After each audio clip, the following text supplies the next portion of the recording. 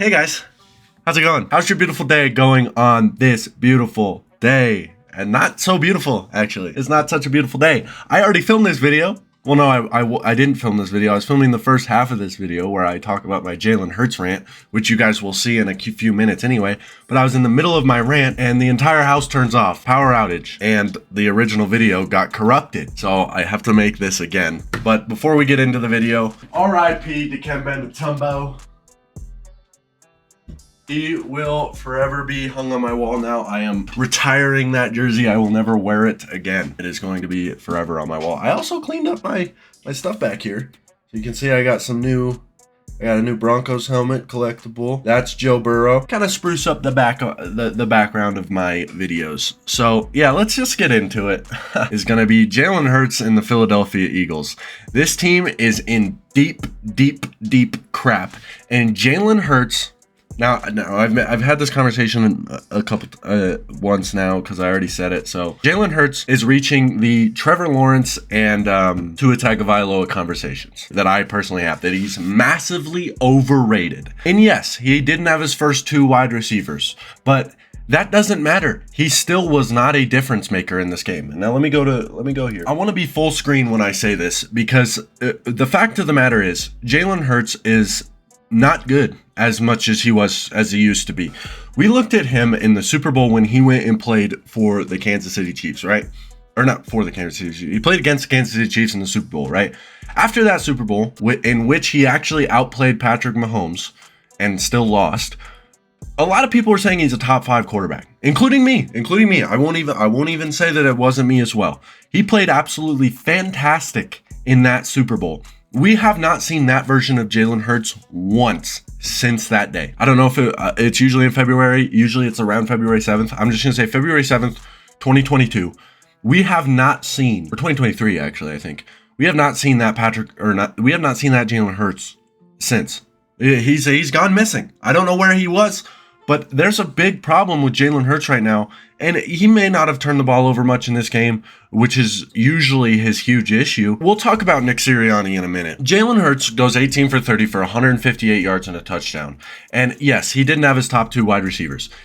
That doesn't matter, okay? When you look at where he was being ranked, where his tier was supposed to be, it's in a similar tier to where Patrick Mahomes and Josh Allen are right now. Okay, he was close to those tiers. Now, what's different about those two quarterbacks? Patrick Mahomes used to have the number 1 wide receiver in the league on his team. The year he loses the number 1 wide receiver on his team, what does he do? The next 2 years, he wins back-to-back Super Bowls. Patrick Mahomes still performed as the best quarterback in the league, even without a top 10 wide receiver. And each of those years, each of the last 2 years, we've looked at the Chiefs wide receivers and said there's a huge question mark there. He doesn't have a certified wide receiver 1, borderline wide receiver 2. Honestly, the wide receiver 2 against the Eagles that year, I mean, he might have been a wide receiver 3. Kadarius Toney is not that great.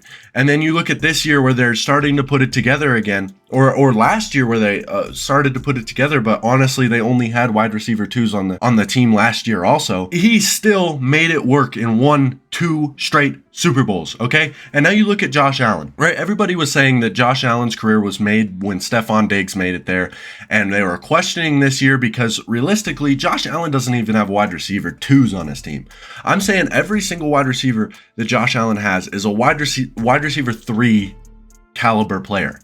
That's just the fact of the matter. Nothing against Khalil Shakir, nothing against Keon Coleman. Those guys can elevate themselves, but as of right now, those guys are wide receiver 3s on 90% of NFL teams. And through the first 3 weeks of the season, I won't count this week because they looked pretty bad, but through the first 3 weeks of the season, he was the unanimous MVP. He was the best quarterback in the league. By far, he was the best quarterback in the league. Like, there was no debate on whether he was going to win the MVP or not. It was pretty obvious that he was, you know? So when you lose your top 2 wide receivers, you should still be able to perform, because the fact of the matter, you still have a top 5 tight end on your team, and you still have probably the best running back in the league as of right now on your team. Every time you drop back, you have the best running back and a top 5 tight end. And actually, Dallas Goedert has this year played like the best tight end in the league. I'm not saying he is, but he has played like it. So I'm saying you got number one and number one. How do you still not perform? Because you're essentially working with a similar roster to what Patrick Mahomes was working with. And in fact, you have a better running back than Patrick has ever had. And he's one of the best pass catching running backs in the league. Behind Christian McCaffrey, he might be the best. And I know he dropped a pass on Monday Night Football. That's beside the point. It should not look this hard to play offense for Jalen Hurts. He has all of the tools. And so what you're telling me is that you need a borderline top 5 wide receiver, certified top 10, a top 15 wide receiver, another borderline top 10 for Devontae Smith, a top 5 tight end, and a top 3 running back. That's what Jalen Hurts needs to be successful? That he needs all of that just to be successful. That's what you're telling me. I understand losing your number 1 or number 2 wide receiver. It's going to be harder, but you still have 2 very good. And Jahan Dotson is not a bad wide receiver. Every time he gets the targets, he seems to make something shake with it. Jalen Hurts is lost. He's lost. He's not the quarterback that we once saw 2 years ago in the Super Bowl. And I don't think he's going to get back there unless he gets some better coaching and a better situation. I don't think he's done for his career. And that's the same thing I think about Tua and Trevor. It's like they just need different situations and hopefully a situation that helps their game style more. But that's the other thing is this team is really, really, really not good for what they're supposed to be. All I'm saying is their expectation and their potential is all the way at the roof, right? But their performance is down here. And Jalen Hurts does not look good. He got sacked 6 times today. Half of those were his own damn fault. And he only threw for 158 yards and 1 touchdown. And he barely threw over 50% completion percentage. I'm just saying it's really rough for Jalen Hurts right now. To look at what Jalen Hurts is doing and to say that he's still a top quarterback in this league is just flawed. He is not. He is not. He may be top 15, maybe. But as of what he's playing right now, I don't know. He's top 20 for sure. Is he better than top 20? I don't really think so anymore. So that's the number 1 issue with the Philadelphia Eagles. Number 2 is Nick Sirianni in this coaching staff. It's awful. It's awful. It's awful. It looks awful. The play calling is just ridiculous. And the biggest issue with their play calling is the fact that you gave Saquon Barkley the ball 10 times. You gave him 10 carries. It wouldn't matter, but he had 10 carries for 84 yards. He averaged 8.4 yards per carry, along with a 60-yard rush. How do you look at 8.5 yards per carry and only give the dude 8 carries or 10 carries? How do you do that? How does that make any sense? How do you give the best running back in the league 10 carries in a game where Jalen Hurts is clearly not playing well? He's clearly not playing well. So give the ball to Saquon Barkley, a guy who can make something out of nothing 90% of the time. 10 carries for 84 yards is unacceptable. Think about if you gave him 20 carries on that pace. What does he end up with? 168 yards. He ends up with 168 yards in this game if he continues on that pace. And now I'm not saying he would continue on that pace because that is a very, very high bar to set. But I mean, why? Based on the trend, why would you not? Giving the ball to Saquon Barkley 10 times is just unacceptable. It's unacceptable. You can't do that, especially in a game where you don't have your top 2 wide receivers. You went into the game knowing that you do not have your top 2 wide receivers. So you thought, with the best running back in the league, I'm only going to give him the ball 10 times. And I'm going to make Jalen Hurts throw the ball 30 times. How does that make any sense? How does that make any sense? It doesn't. It doesn't. You see their passing game isn't working throughout the game. How do you not give the ball to Saquon Barkley more? That's what doesn't make any sense. The coaching staff needs to be done. Nick Sirianni needs to be gone. Jalen Hurts the Eagles need to find a new coach. They need to find a new offensive play caller. They need to find somebody who can not only revive Jalen Hurts, but revive the entire team, because you can't let Tampa Bay score 33 points. That's the other thing. The defense was atrocious, and they're supposed to be good. This team is supposed to be one of the most dominant teams in the league. Before the season starts, the Philadelphia Eagles and the 49ers are supposed to be the top. Based on talent, they're supposed to be the top 2 teams in the league. They are supposed to be the top 2 teams in the NFC because the talent is endless with both of those teams. It's endless. You can't walk 2 steps without running into an all-star or a Pro Bowler. That's how good this team is. And you let Tampa Bay score 33 points on you. You let Baker Mayfield throw for 347 yards and 2 touchdowns. A Tampa Bay team who only scored 7 points against the Broncos last week. They got shut down last week, and you come in and let them score 33. And not only that, on the offensive side of the ball, the Broncos, an offense who looked atrocious this week, you only scored 16 points on a defense who let the Broncos score 26 last week. It's bad. It's bad at the Eagles. They need a complete rekindle of everything so they can maximize the talent that they have here, because they're not going anywhere with this team right now, with this coaching staff and this quarterback. They're not going anywhere. The Philadelphia Eagles are a major, major, major issue, and I don't know what you do about it if you are the Philadelphia Eagles right now, except for clean house in the coaching staff and try and get a brand new coaching staff that can possibly fix this team. But right now, the Philadelphia Eagles look poverty. They look like a team who aren't going to make it anywhere. And it's rough. You can't give away what you gave away to the Tampa Bay Buccaneers. Come on. I know the Buccaneers aren't a bad team, but this needs, even if you lose this game, you need to look more competitive. You can't get beat. You can't let Tampa Bay double your points. They won by 17. It wasn't like it was a close game. You got blown out. It was 21-0 at one point. It's bad. It's bad for the Eagles. And I know this is going to be a longer video for what my normal reactions are. In fact, I think me just ranting about the Eagles is going to be about as long as a normal reaction video would be. But it needs to be talked about.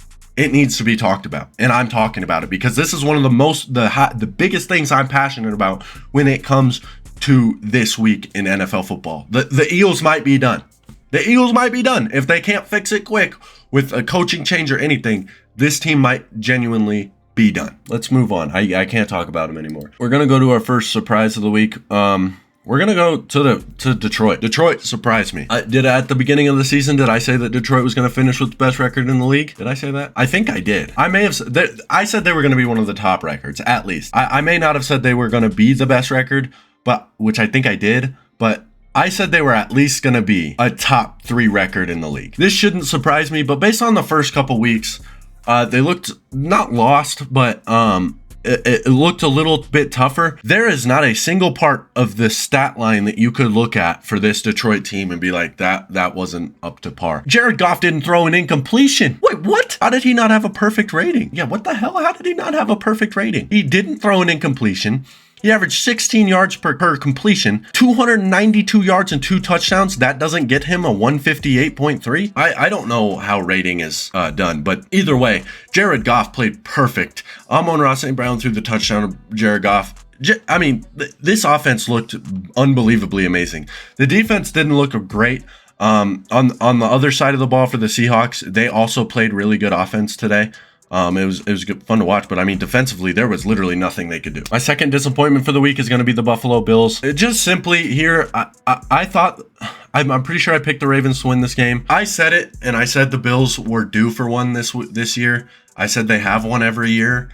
I mean, you can go back to my predictions video. I said this was going to happen, but for it to happen to this degree is just, come on. You guys got to play better than that. You're supposed to be like the best team in the league. Coming into this game, in my opinion, they were the best team in the league. The Vikings were number 2. And you come in and lay a complete egg. Just played horrible football. I mean, Josh Allen tried, but this is the problem that I saw with when I talked about them in my predictions for the NFL season. I said, these wide receivers are going to be a problem. You don't have a wide receiver 1. And you don't have a wide receiver 2 either. You have a bunch of wide receiver 3s, and Keon Coleman he's only a rookie, so he could definitely blossom into a wide receiver 1 or so. We don't know yet. But as of right now, you just have a team full of wide receiver 3s, and it showed today. That it's very hard to make a living off of that when you're playing a very good defensive team and playing a very good team in general. You got to play better than this in this type of game. I did think Baltimore was going to win, but you got to make this game competitive at least. You can't get blown out by 25 points to the Ravens. Buffalo, you got to play better in this game. You can't play that piss poor, honestly. And I hate to say it like that, but another surprise for the week is going to be the Washington Commanders. Wow. I did not expect this. 4 incompletions from Jaden Daniels. He was 26 for 30. They have been a surprise 2 weeks in a row. They're looking like the second best NFC team in the league. I just don't, this offense just looks unbelievable, and they finally got their defense to do something. Like, their defense has been kind of their downfall so far this season, almost losing to the Bengals just because their defense couldn't stop them. But today their defense looked amazing, and you love to see that from the defense. Kyler Murray was under pressure almost all game. He was trying. He was trying for sure. But there was just nothing really for Kyler to do in this game, and this offense the offense for the Cardinals just couldn't get going. The wide receivers were barely open. When Marvin Harrison was open, Kyler found him, but other than that, if he wasn't throwing to somebody, it was because nobody was open. It wasn't because he wasn't finding people or missing throws. It was just simply nobody was open. So you got to give a major credit to the Commanders defense. Okay, another disappointment for the week. We are going to talk about the Pittsburgh Steelers. This is a rough game for the Pittsburgh Steelers. The fact that you can confidently say that the defense lost a game for the Pittsburgh Steelers is beyond me. That's not something that you would normally hear in the current era of the Pittsburgh Steelers. Justin Fields, besides that one awful turnover at midfield where he kind of just fumbles the ball out of nowhere, Justin Fields played an absolutely pristine game. He played fantastic football for 58 minutes. Just great job by Justin Fields overall. This offense just looked great. Honestly, for the first time, you could look at this offense and say it looked great. I don't know what you do about Najee Harris. 13 carries, 19 yards. I watched back film. His vision just doesn't look great. And honestly, the run game looked 10 times better when Cordero and Justin Fields, you can see by the stats that the run game and everything just looked better when it wasn't Najee Harris running the ball. And I don't hate Najee Harris. I've never thought much against him. The only time I ever defended anybody over him was Javonte Williams in Javante's rookie year, who Javonte had a great game this week, actually, but Najee's starting to look like a running back who if he doesn't pick it up, they may need to move on. And Jaylen Warren is a guy that can fill that spot possibly. He was injured, and their run game still looked pretty great. Even though Najee looked pretty bad, their run game still looked pretty good. So you like to see that from the Pittsburgh Steelers. But that's beside the point. That's not what I'm talking about. Defensively, this is awful. This is awful defensively. When you have the one time you have your offense look very, very, very good, where your quarterback throws for 312 yards, has 367 total yards on the day, and 3 total touchdowns with only 1 turnover, you'd think you win the game, right? You'd think you win the game. With the Pittsburgh defense, who came into this game number 1 in the league in defense, they came into this game and laid an egg.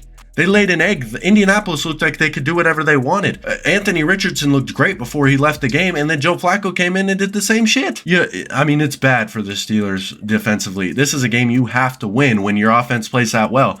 And I wanna highlight TJ Watt here. He had 2 tackles, not a single other stat. You got to give credit to the Indianapolis Colts for neutralizing the best defensive player in the league. You neutralized the biggest game wrecker in NFL football currently. You got to give credit to the Colts because TJ Watt was a non-factor in this game, and that's a testament to TJ Watt. You got to play better. This is a game where you almost put this game on you. It's the whole defense's fault, but TJ has to wreck the game. We know who TJ is.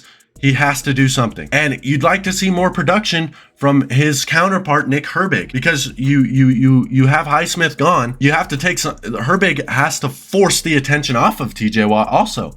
And he didn't do that today. Herbig did not force any attention off of TJ Watt. So TJ was getting just bombarded all game because they didn't have to worry about the other side of the field this week. All right, my last surprise for the week. And last one of this video, I think this is the only other game I really want to talk about that much because the rest of these games happened how they happened. Chicago Bears, good job. Good job. Caleb Williams played his best game so far that I've seen. Only 6 incompletions, 157 yards and a touchdown. He still wasn't like over the top amazing, but he didn't play awful. He played decent football, and that's what you'd like to see from Caleb Williams. DeAndre Swift had a great game. We were talking about last week, or no, I don't think I was talking about it, but most people, and I still agreed with them, was that, I mean, DeAndre Swift is done. He looked like a liability on offense. This week, he looked fantastic. A great touchdown run, and averaging 5.8 yards per carry, 93 yards and a touchdown. That's what you need from DeAndre Swift. You need DeAndre Swift to have this type of game to take the pressure off of Caleb so he can do his thing in the passing game. When you have no rushing game, all you have to do is guard against the pass, and that's why Caleb Williams wasn't having a great time back there, because they weren't worried about the run game. They were like, okay, run it on us. You're not going to do anything. And DeAndre Swift showed that today, beating a good Los Angeles Rams team who, yes, they are 1-3, but they are better than 1-3. And they forced, I mean, their defense, Chicago's defense has been great this year, but I just want to point out that this offense actually looked really good today. And that throw in the back of the end zone to DJ Moore was fantastic. It was an amazing throw. There's no other game I want to really talk about as far as surprises and disappointments. Every other game kind of went relatively how I expected it to go. A little bit of a surprise in this one. Oh, you guys can't see it on the screen. Well, I'm pointing at the Minnesota and Green Bay game. That was a great game, actually. A fantastic game, which I thought it would be. But it started off way not what I thought it was going to be. But I did expect Minnesota to win that game, so good for them. Besides that, yeah, that's going to be it for this video. It might be a longer reaction than you've ever seen. Obviously, the other ones are like 11 minutes. This one might be like 20 just because of my Jalen Hurts rant at the beginning of the video. I hope you guys enjoyed this video. If you did enjoy it, please leave a like on the channel. Please subscribe to the channel if you can, if you've made it this far. It really helps me out. And comment down below what you think about what I think. And yeah, I will see you guys in the next video.